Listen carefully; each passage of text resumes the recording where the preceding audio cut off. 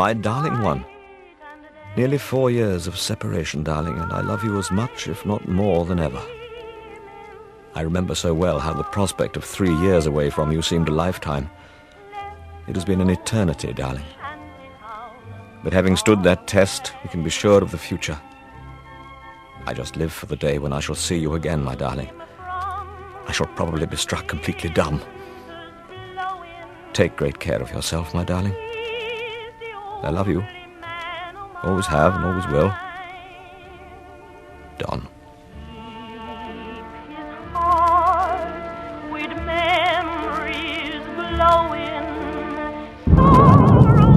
Scientists, British and American, have made the atomic bomb at last. An American airplane dropped one bomb on Hiroshima. That bomb has... The Japanese have just officially laid down their arms. They have signed terms of unconditional surrender.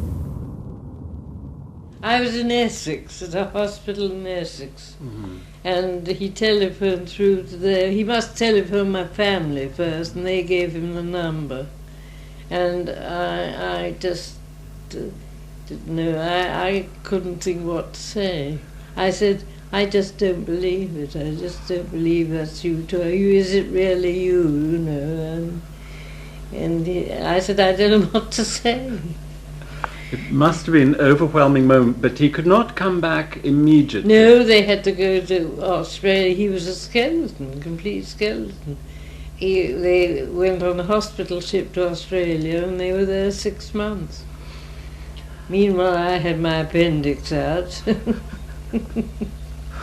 One always ends romantic stories with the wedding and you say they lived happily ever after. But of course Donald was bringing back with him the experience of the prisoner of war camp. While he was in prisoner of war camp, he had kept a diary, isn't that right? Yes, and I knew nothing about that when he first came home. He must have told me sometime later on. And he didn't want to be reminded of that diary. He put it away in a drawer. Could you have read it? No, I couldn't, because it was in code.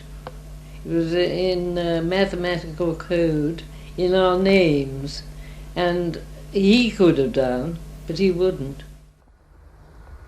In a street of neat little terraced houses, once more in Tunbridge Wells, I'm coming to see Christopher Hill, who actually has his father's diary.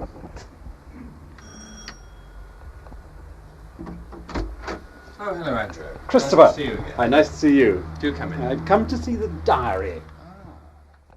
Perhaps you could describe to me what it looks like and how, so far as you know, he put it together. Well, I mean, just looking at it, it looks like a rather grubby-looking school exercise book with the words Russell Mathematical Tables written fairly crudely on the top. Why do you think that he wrote that on the cover?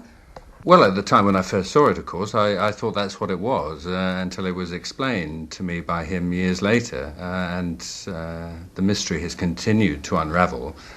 We now know that he wrote those words on the front of the book, so the Japanese would see it as some kind of innocuous book which he used to keep records for himself, to keep himself amused and entertained while he was a POW in the camp. And that's what I thought it was. While you've been turning over the pages, I've noticed that it does look very much like old-fashioned logarithm tables used to look like. They are just some columns of figures.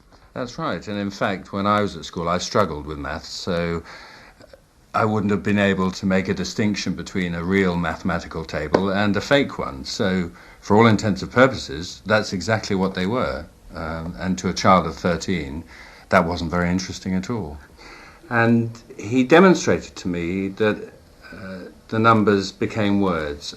I can't remember precisely how it was done. It was only half an hour of a Sunday afternoon, and after a while he didn't want to explain anymore, and we put it away, and I accepted that. The habit of secrecy is hard to break, as was his code. the code within which he had so carefully hidden the writings in his diary. Even the Imperial War Museum couldn't figure it out when Pamela eventually tried to interest them in it. But how hard could it be? One man, malnourished, alone in a Japanese prison, with none of today's computers to help him? Surely it wouldn't take a top-flight mathematician several obsessive months during 1996 to crack this code.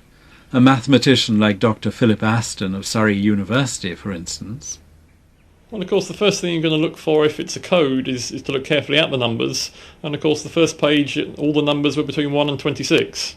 So that's a fairly good indication that it's not just random lots of numbers, that these numbers are standing for letters, and it's a question of trying to get the information out of those numbers. The next step is to try and turn the numbers into letters, and to work out how this could be done.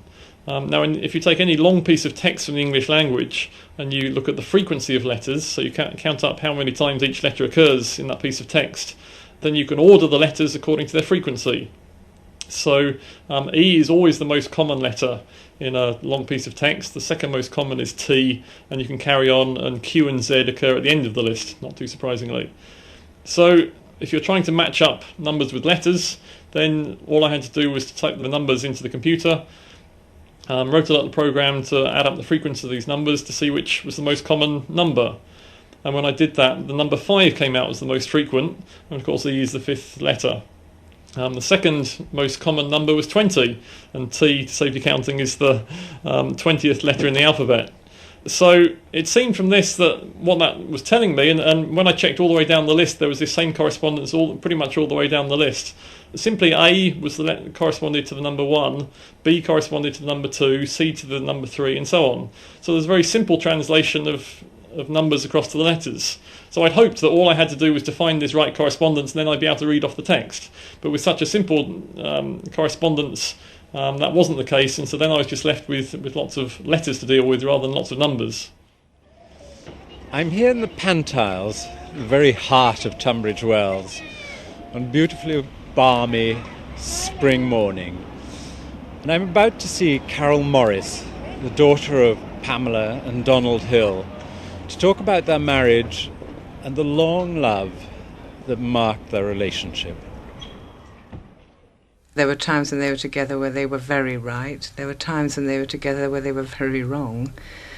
But of course that is more of a child's perception of it. So I can only really tell you how I saw it.